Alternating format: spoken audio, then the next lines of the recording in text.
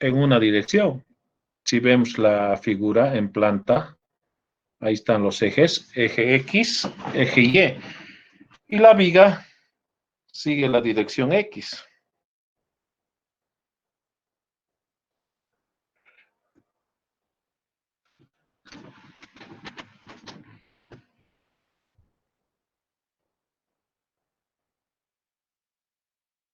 Y justamente en el dibujo este tenemos una viga de sección T invertida, que es la que más se utiliza. Puede ser también de L en forma de L, puede ser sección rectangular, pero la T es la que más se utiliza para una viga de fundación.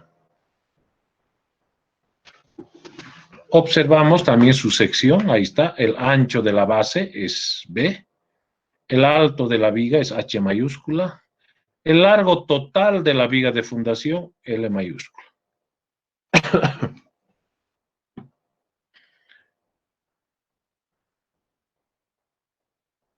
¿Qué datos necesitamos para diseñar esta fundación? Bueno, inicialmente, para diseñar esta fundación hay dos métodos. Y ahí podemos ver en las dos figuras. En la figura A, el método rígido o convencional.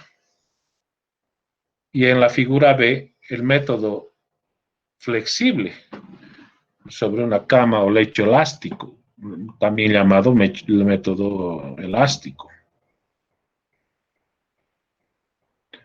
Entonces, lo que vamos a ver inicialmente es el procedimiento para diseñar una viga de fundación a través del método rígido y que vamos a utilizar en el proyecto 3.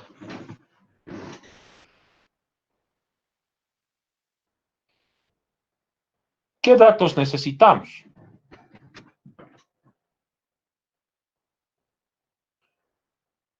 Necesitamos como dato para diseñar esta fundación, primero, la resistencia característica del hormigón, F'C,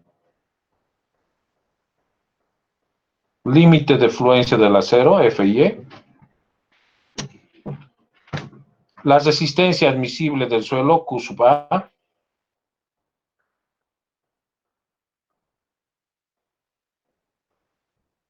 necesitamos como dato, ahí están entre las distancias entre ejes de las columnas, en la figura puedes ver X1, X2, puede haber más columnas. Ese dato viene desde el plano arquitectónico, distancias entre ejes de columnas.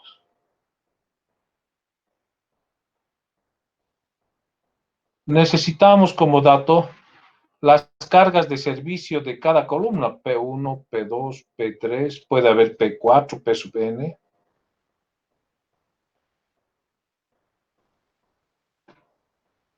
Necesitamos como dato estas cargas de las columnas mayoradas, P1 último, P2 último, P3 último, P4 último, P sub N último, si es que hay N columnas.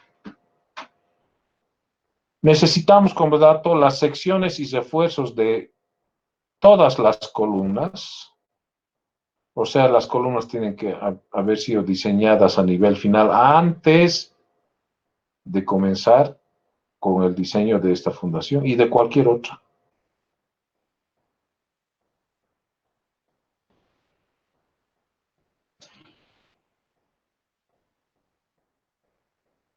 Necesitamos como dato la posición del límite de propiedad a la izquierda en esta figura. Puede ser a la izquierda, puede ser a la derecha, a ambos lados, o puede ser también que no haya límite de propiedad, no es un requisito indispensable. Pero si es que hay, necesitamos toda la información del límite de propiedad.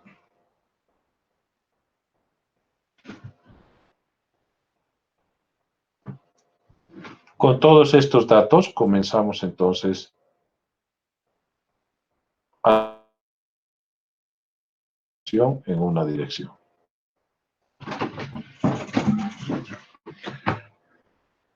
Lo primero que hacemos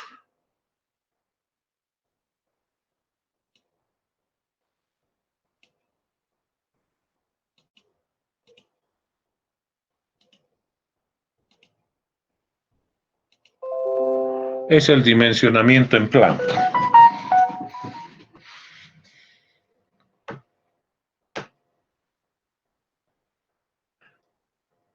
Tiene que haber equilibrio estático.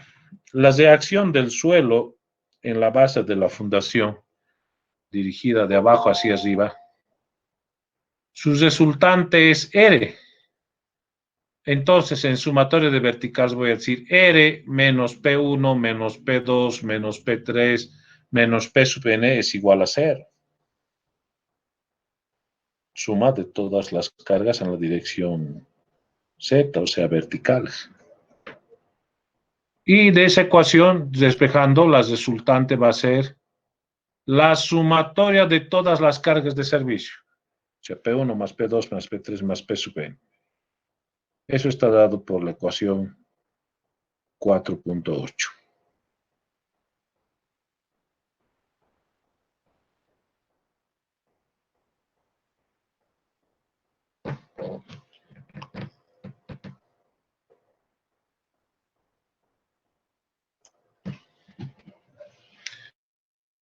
Luego, lo que queremos es que si tenemos una reacción trapezoidal o triangular en la base de nuestra fundación, dirigida de abajo hacia arriba, podemos extenderle el volado, ahí en la figura, el X, hacia el lado más desfavorable, o sea, donde hay más carga. De modo que esa presión que era trapezoidal se convierta en una presión rectangular, o por lo menos con esa tendencia.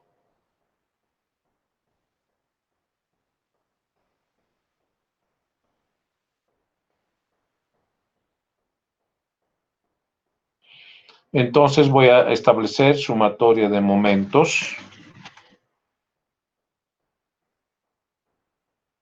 en la columna de la izquierda. Voy a decir P1 por su brazo, más P2 por su brazo, más P3 por su brazo, más P sub n por su brazo, va a ser igual a la resultante de la reacción del suelo por su brazo L medios. Y aquí está la ecuación 4.9 y ecuación 4.10. De esa ecuación de espejo L, puedo hallar la longitud total de la fundación.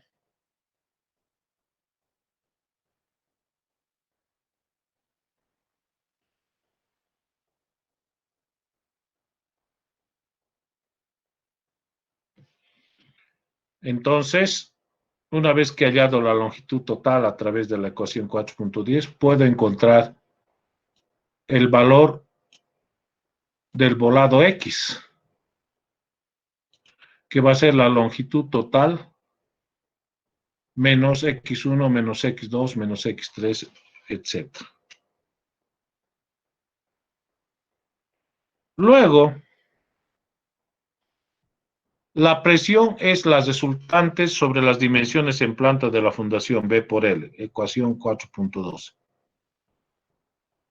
Esa presión es igual a la resistencia admisible del suelo en la situación más desfavorable. Entonces, igualando esa ecuación y despejando B de la ecuación, tengo que el ancho B de la base de la fundación es la resultante R sobre la resistencia admisible del suelo Q sub A por L.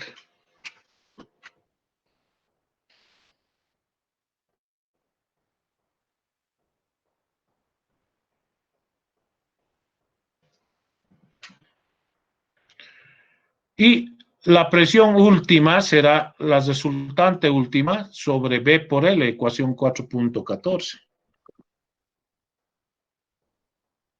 Donde el numerador, la resultante última, es la sumatoria,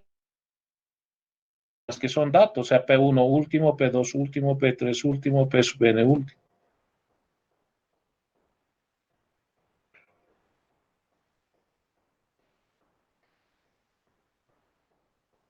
Esta presión última siempre va a ser mayor a la resistencia admisible del suelo.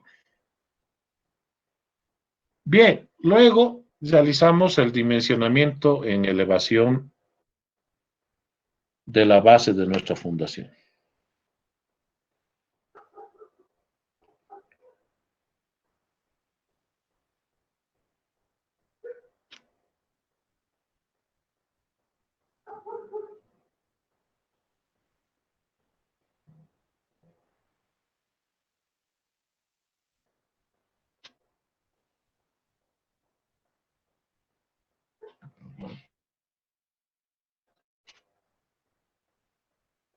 Asumimos un canto útil. Asumimos un recubrimiento mínimo debería ser de 7.5 centímetros y el canto útil para diseño y construcción mínimo de 15 centímetros. Y realizamos nuestra verificación de corte por flexión. Le hacemos un corte a nuestra fundación.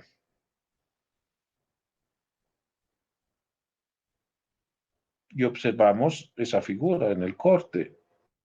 Una T invertida, o puede ser una L, o puede ser una rectangular. Generalmente una T.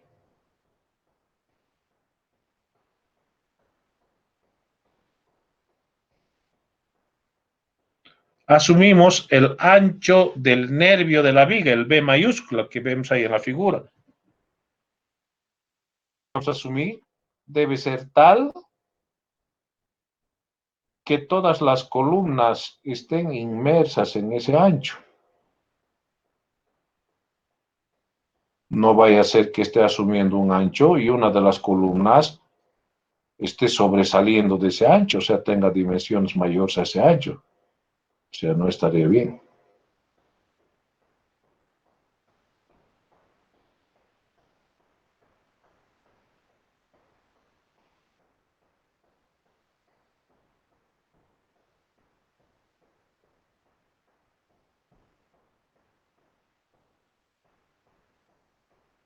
Entonces,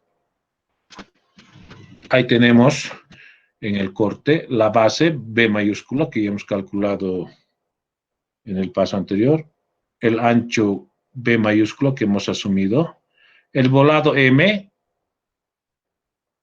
cuya ecuación sale de la figura, ahí está la ecuación 417, B minúscula menos B mayúscula dividido entre 2.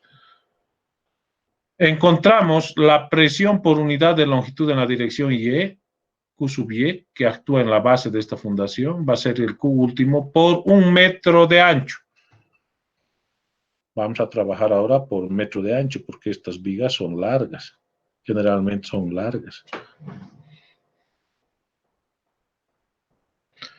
Entonces,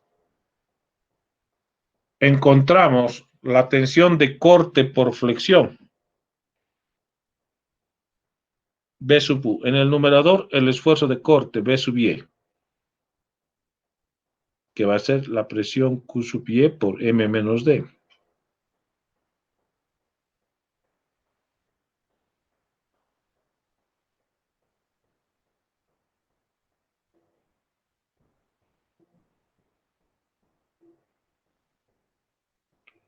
Y luego hallamos el valor permisible, 0.53 de la raíz cuadrada de la resistencia característica del hormigón, la ecuación 4.21. Entonces, la tensión de corte por flexión, la 419, siempre tiene que ser menor o igual al valor permisible, a la 421. Ahí está. Se debe cumplir. Si no se cumple, quiere decir que el canto útil que hemos asumido no es el adecuado. Habrá que considerar otro más grande y nuevamente realizar la verificación hasta que se cumpla.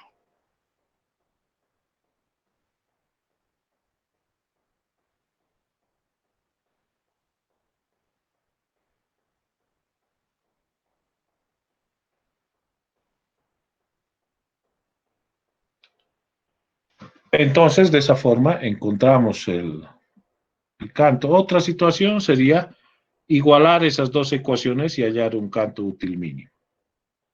Luego encontramos el refuerzo de acero por flexión en la fundación.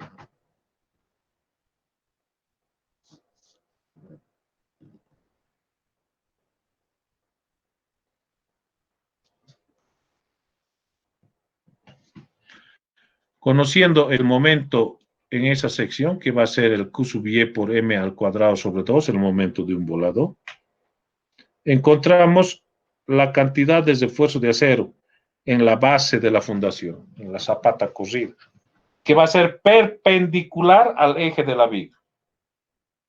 Ese va a ser el refuerzo de acero principal de la zapata corrida. Y el acero paralelo a la viga va a ser con cuantía mínima. Entonces vamos a tener una parrilla en la base de nuestra viga de fundación.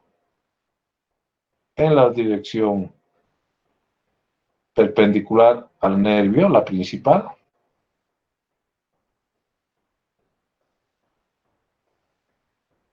Y en la dirección paralela al nervio, el refuerzo secundario. Luego realizamos nuestra verificación por adherencia y desarrollo, ahí están las ecuaciones, para luego hacer un análisis de esfuerzos en la viga. Entonces vamos a considerar una presión del suelo en la base de nuestra viga de fundación, Q sub Y, o Q sub Y, la resistencia admisible del suelo por el ancho de la fundación, ecuación 428, y aquí tenemos el modelo de nuestra viga. Una viga simplemente apoyada, cada columna actúa como un apoyo, pero está al revés.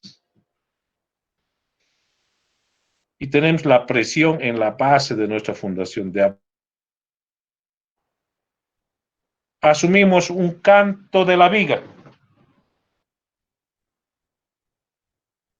Este canto más el recubrimiento es el alto total de la viga. El alto total de una viga de fundación generalmente varía entre 60 centímetros hasta 2.1 metros puede ir.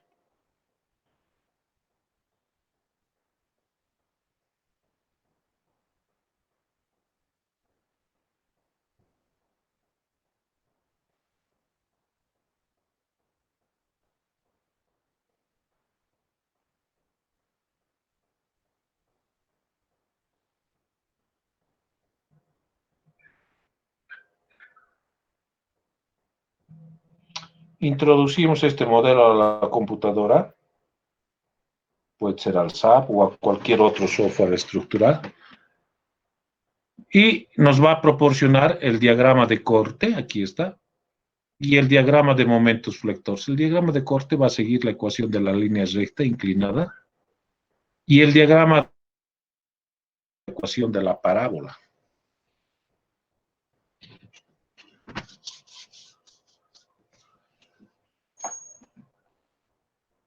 Del diagrama de corte identificamos los esfuerzos de corte B1, B2, B3, B4, B5, etc. Todos estos esfuerzos de corte a una distancia de la cara de la columna. Toditos.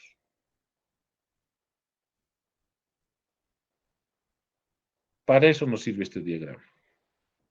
Y del diagrama de momentos flectores identificamos los negativos y los positivos. Para eso nos sirve este diagrama de momentos. Con todos estos valores, entramos a diseñar la viga de fundación. El cálculo del refuerzo de acero por flexión en la viga. Ahí está. La ecuación 429.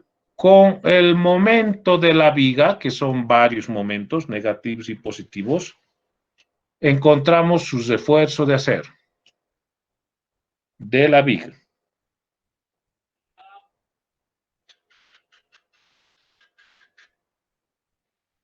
Este momento va a ser, como es negativo y positivo, el refuerzo para el positivo va a ir en el eje superior. El refuerzo para el negativo va a ir en el eje inferior. A ver, un momentito, muchachos, por favor. Me dan un momentito.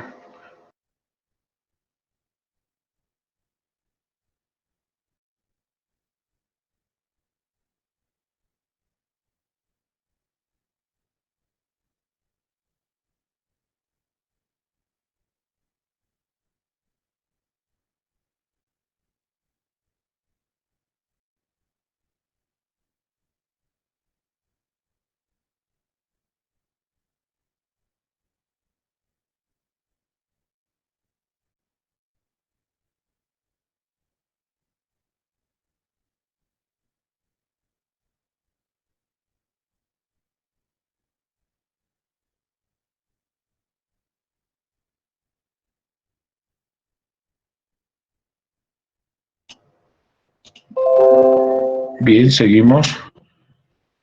Con ese momento, como les decía, varios momentos, negativos y positivos, encontramos el refuerzo de acero. Considerando el acero mínimo de una viga, ahí está la ecuación 430, dos ecuaciones en realidad, para una viga. Para el momento positivo colocamos en el eje superior y para el momento negativo el refuerzo de acero colocamos en el eje inferior. Invertido. O sea, a lo que si comparamos con una viga de entrepiso es al revés. Luego hacemos un cálculo del refuerzo de acero por corte en la viga. Encontramos la tensión de corte por flexión, ecuación 431. En el numerador, el esfuerzo de corte que sale del diagrama. Varios esfuerzos de corte. Para todos esos calculamos su tensión de corte. Luego calculamos el permisible, 0.53 de la raíz cuadrada de la resistencia característica del hormigón, ecuación 4.32. Y decimos, si la tensión de corte es menor o igual al permisible, entonces en teoría, el hormigón por sí solo puede resistir al esfuerzo de corte, no necesita. Pero la norma dice que se coloque la mínima cantidad de estribos, phi de 8 cada d medios o phi de 8 cada 60 centímetros. Pero si la tensión de corte es mayor al permisible, entonces el hormigón por sí solo no puede resistir al esfuerzo de corte, necesita ayuda. ¿Quién le va a ayudar? Los estribos. Y para eso consideramos con la ecuación 434 un diámetro de estribo, hallamos el área de los estribos y luego con la ecuación 433 hallamos la separación de los estribos que va a servir de ayuda para resistir al esfuerzo de corte. Ese es, muchachos, el procedimiento que deberíamos seguir para diseñar una viga de fundación. Y luego, el alto de la viga será el canto de la viga más el recubrimiento. Les decía, este es el procedimiento para diseñar una viga de fundación por el método convencional o rígido.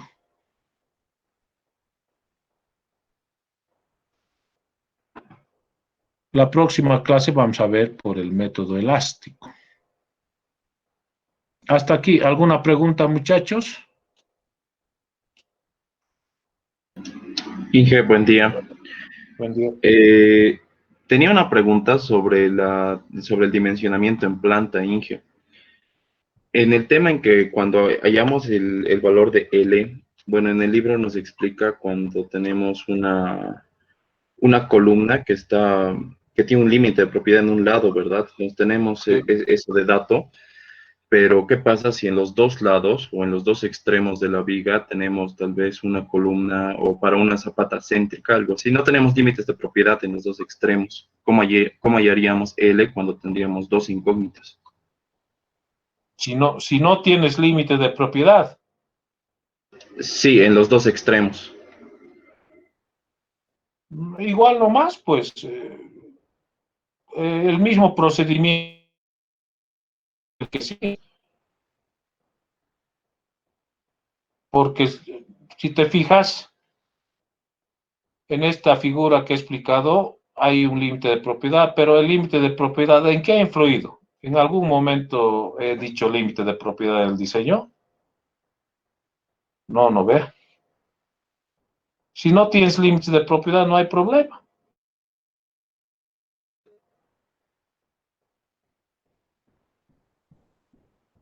El problema se va a presentar si vas a tener límites de propiedad a ambos lados.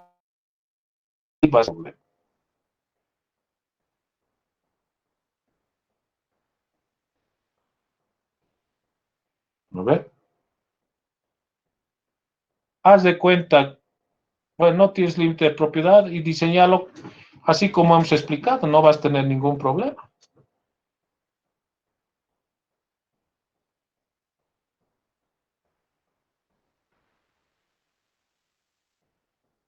¿Sí? ¿Está claro? Sí, Inge, y en el caso en que, como usted dice, si tenemos dos límites de propiedad y no Ah, es suficiente L, ahí sí hay problema. Habrá que verificar que la resultante esté dentro del núcleo central, lo que hemos explicado en la anterior clase. Tiene que caer dentro del núcleo central y disminuir cargas a un lado, aumentar cargas al otro lado, hasta que la resultante se acerque al centro de gravedad. Si no se puede, entonces hemos dicho pilotaje. ¿No ve?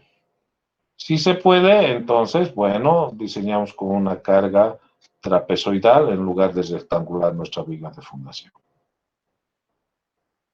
Eso sería.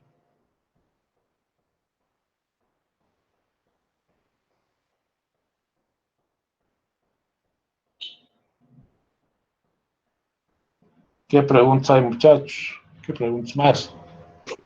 Ingeniero, buen día. Una consulta. Buen día.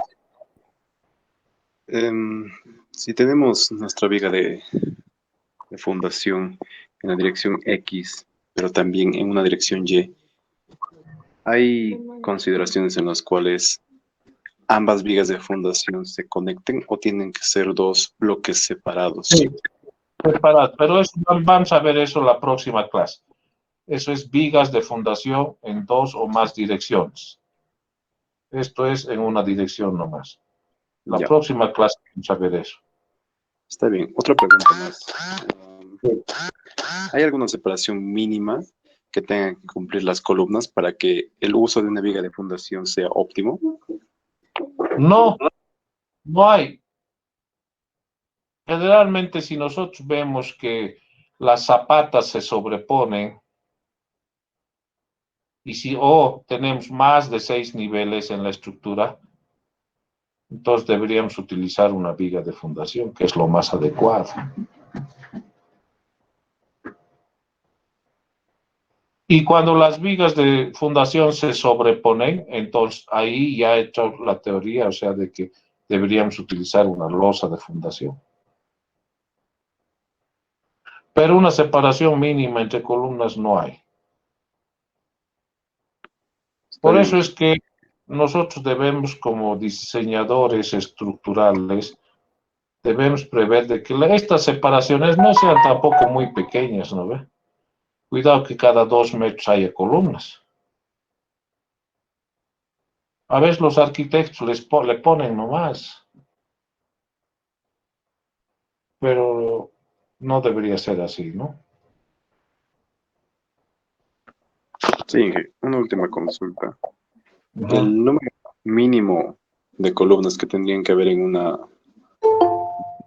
sería 12, entonces, independientemente de su distancia entre Si ejes. tienes 2 columnas, estamos hablando de una zapata combinada. O podría ser una viga de fundación, pero sección T invertida. Generalmente una viga de fundación ya estamos hablando de 3 columnas o más.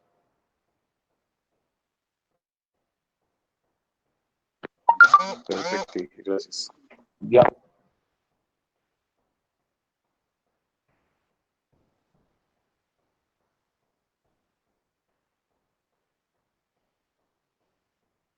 Preguntas, muchachos.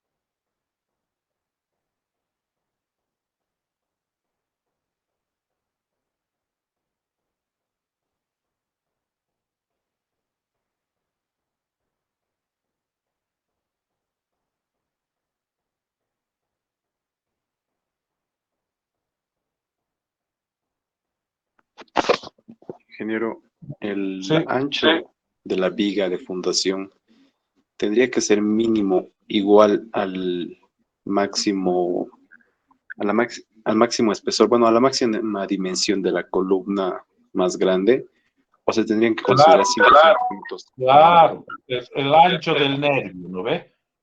Sí. Claro, porque Entonces, si tú pones un ancho, imagínate, mira, hemos hecho verificación de corte por flexión. Si tú colocas un ancho y una de las columnas sobresale de ese ancho, ya vas a tener punzonamiento más. Entonces, en la viga de fundación no es tan conveniente el punzonamiento, ya son cargas más grandes. Y por claro, punzonamiento, el espesor de la zapata cosida te va a salir demasiado. Y solo para una columnita y para las demás no vas a necesitar espesor. Entonces, por eso es que el ancho del nervio que vas a elegir debe ser tal que todas las columnas estén en ese ancho, dentro de ese ancho. claro, Inge. La duda puntual era si es que debe considerarse el ancho de la columna más grande o si se tiene Puede que ser, considerar 5 sí, centímetros. puedes. No, no, no necesariamente más ancho, puede ser el mismo ancho de la columna más grande.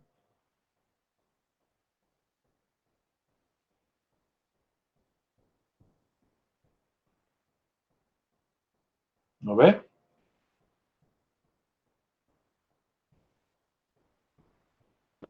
Sí, Inge.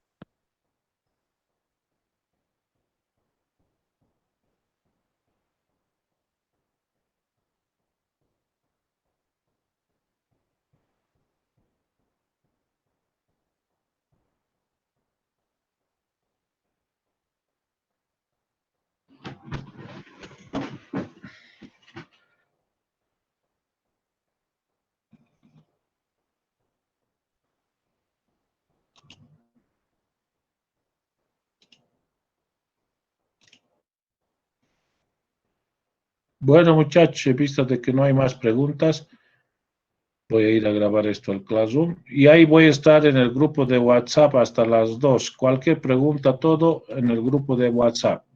Ahí nos